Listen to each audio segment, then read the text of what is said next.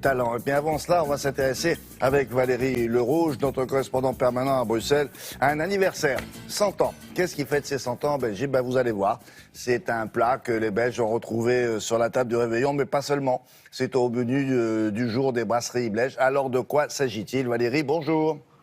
Bonjour William, bonjour à tous et meilleurs vœux à tous. Eh bien, il s'agit de crustacés, de crevettes grises en particulier. Rien de très original, mais détrompez-vous, car ici elles ne sont pas présentées et alignées au milieu d'un plateau de fruits de mer. Elles ne sont pas consommées brutes, mais elles sont transformées en croquettes de crevettes qui ont donc 100 ans. Alors le nom ne fait pas rêver, l'apparence pas beaucoup plus d'ailleurs, et pourtant c'est excellent et les Belges en raffolent. J'en connais pas un qui vous dira le contraire. Alors l'histoire retient que le plat a été conçu durant la guerre 14-18 pour alimenter les soldats dans les tranchées du nord de la Belgique. D'abord parce que c'était calorique, vous allez le voir dans le reportage, et également parce que ça permettait de conserver ce qui était difficilement conservable, c'est-à-dire des produits de la mer. Alors assez parlé, je vous emmène en cuisine dans le restaurant qui a ramené et gardé la recette originelle.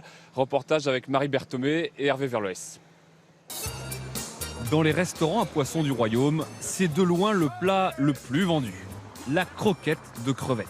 En apparence pas très raffinée et le dressage pas très sophistiqué, c'est pourtant un incontournable de la gastronomie belge. C'est de l'or en barre, façon de parler. Ça, on mange à n'importe quand. Il y en a dans tous les restaurants. Allez à la côte belge, partout il y en a. Sans doute qu'un grand restaurant français serait pas d'accord avec ça, mais en tout cas, ce qui compte, c'est que ce soit bon et c'est vraiment très bon. Et même les restaurants chics en proposent. Ici, la recette est la même depuis un siècle. Ça commence par le décortiquage des crevettes. Micheline en prépare jusqu'à 12 kilos par jour. Chacun sa technique. Moi, je la prends, je tourne la queue, j'enlève et je tire la tête. Il y a des personnes qui travaillent différemment. Ils prennent la tête et ils enlèvent la queue après. Ils ont voulu inventer une machine, j'ai jamais entendu qu'elle a fonctionné. Et dans la crevette, rien ne se jette. Voilà, donc là je vais lancer le fumet de crevettes. Le chef utilise les déchets de crevettes et des légumes infusés quelques minutes pour préparer un bouillon qui servira de base à sa préparation. Y ajouter farine et beurre pour la texture, puis un mélange d'épices dont seul le chef a le secret. Je rajoute le jus de citron, je rajoute la crème. Et avec ça, on fait une sorte de pâte dans laquelle on rajoute les crevettes. Du fromage râpé avant de laisser refroidir et durcir le tout.